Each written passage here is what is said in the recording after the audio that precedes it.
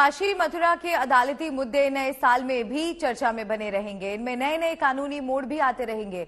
इन मामलों की चर्चा निचली अदालत से लेकर सुप्रीम कोर्ट तक चलती रहेगी, क्योंकि काशी में ज्ञानवापी मस्जिद के सर्वे के बाद अब अदालत ने आदेश दिया है कि मथुरा में भी सर्वे किया जाएगा। 2 जनवरी से सर्वे का काम शुरू होगा।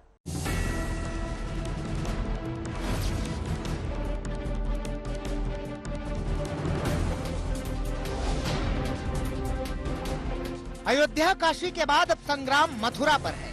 अब जंग कृष्ण जन्मभूमि विवाद को खत्म करने को लेकर है। सर्वे के आदेश के बाद अब दोनों पक्ष अपनी अपनी बात कह रहे हैं। हिंदू पक्ष सर्वे के आदेश को बड़ी जीत बता रहे हैं। अब 2 जनवरी से पूरे परिसर का सर्वे होगा। 20 जनवरी तक कोर्ट ने सर्वे रिपोर्ट भी तलब कर ली है। माननीय न्यायालय के समक्ष हमने सभी कथन रखे। माननीय न्यायालय ने सारे विस्तार से सुनने के बाद उसमें नोटिस जारी किए गए। वह हमने प्रार्थना पत्र दिया गया, उसमें अमीन महोदय से मौके की रिपोर्ट ली जाए सर्वे की, जिससे कि किसी प्रकार का कोई अन्य निर्माण दौरानवाद होता है उसकी जानकारी माननीय न्यायालय के समक्ष प्रस्तुत हो सके। अमीन महोदय की रिपोर्ट के प्रार्थना पत्र को माननीय न्यायालय ने स्वीकार किया गया। अब इसमें अग्रिम तिथि 20 जनवरी लगी हुई है। 20 जनवरी तक अमीन महोदय को मौके की स्थिति लाकर न्यायालय के समक्ष प्रस्तुत रखनी पड़ेगी। देखिए, जन्म स्थान के संबंध में जिस मुकदमे में आदेश पारित हुआ, वो मुकदमा कब दाखिल किया, किसने दाखिल किया, उसका क्या विषय वस्तु थी, क्या सब्जेक्ट मैटर था और उसमें क्या रिलीफ मांगी गई है, इसकी कोई जानकारी हमें नहीं है।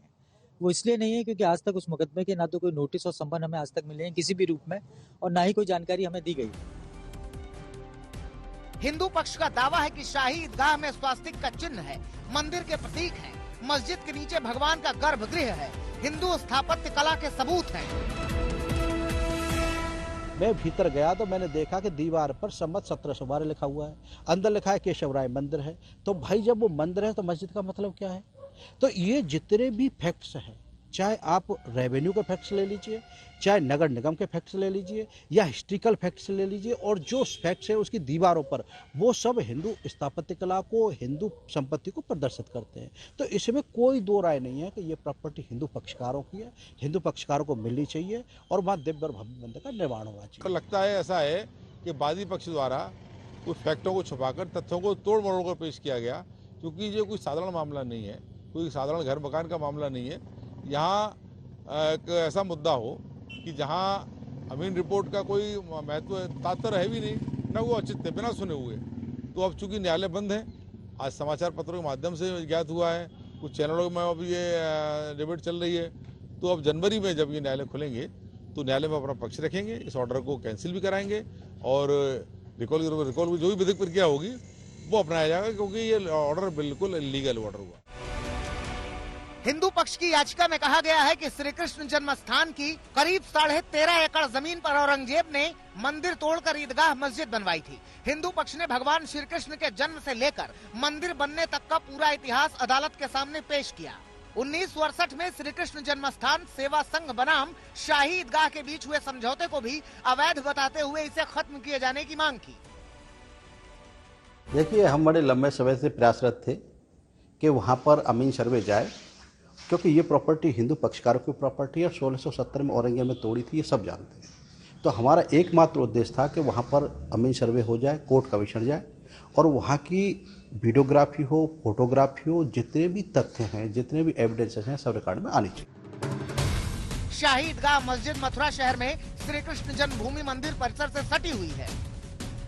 1935 में इलाहाबाद हाईकोर्ट ने 13.37 एकड़ की विवादित भूमि बनारस के राजा कृष्णदास को अलॉट कर दी थी। 1951 में श्री कृष्ण जन्मभूमि ट्रस्ट ने ये भूमि अधिग्रहित की। ये ट्रस्ट 1958 में श्री कृष्ण जन्मस्थान सेवा संघ और 1977 में श्री कृष्ण जन्मस्थान सेवा संस्थान के नाम से रजिस्टर्ड हुआ।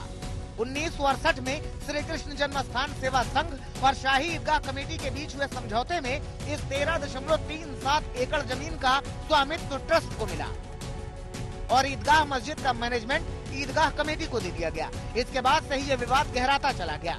सर्वे के आदेश के बाद हिंदू धर्मगुरु श्री कृष्ण मंदिर की बात कह रहे हैं, वहीं मुस्लिम धर्मगुरु वर्शिप एक्ट की दलील दे रहे हैं। इसमें भी जो ईदगाह है वो गलत, अवैध है। उसमें दीवालों पे अभी भी स्वास्तिक है, नाग देवता है, ओम की प्रतीक है। तो जब सर्वे होगा तो सब कुछ आएगा और बहुत कुछ आएगा, और आने के बाद देखना, फिर उसके बाद निश्चित रूप से ईदगाह हटेगा और भव्य कृष्ण जन्मभूमि पे भव्य कृष्ण मंदिर का निर्माण होगा। अब किसी भी नए विवाद को, नए कंट्रोवर्सी को किसी भी सूरत में जन्म देने की जरूरत नहीं है। बेहतर यही है मुल्क के लिए कि जो चीज़ें जैसी हैं उसको एज इट इज बाकी रखा जाए। और ये सबको पता है कि मथुरा में जो ईदगाह है वो मुसलसल वहाँ पर इबादत हो रही है, मुसलमान उसमें इबादत कर रहे हैं, तो इसलिए नए विवाद को जन्म देना कहीं भी किसी भी तौर पर मुनासिब नहीं है। ज्ञानवापी में सर्वे का मामला कोर्ट में है, जिस पर लगातार सियासत होती रहती है। अब मथुरा की बारी है, जिस पर भी सियासत गरमाना तय है। संजय शर्मा और मदन गोपाल शर्मा के साथ आशुतोष मिश्रा, मथुरा आज तक।